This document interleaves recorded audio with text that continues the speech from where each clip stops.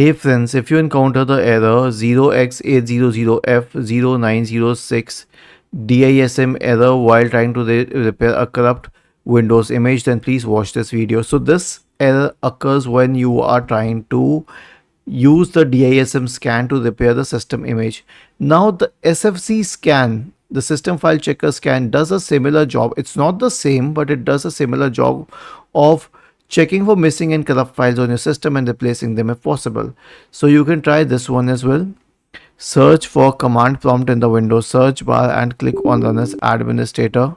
Type the command sfc /scan now and hit enter to invoke the sfc scan. Now the next solution is to reset Windows Update components.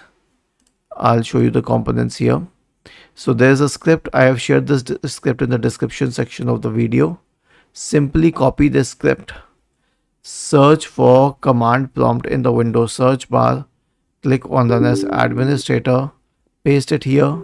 It will need a while and then the problem will be fixed. Was this helpful?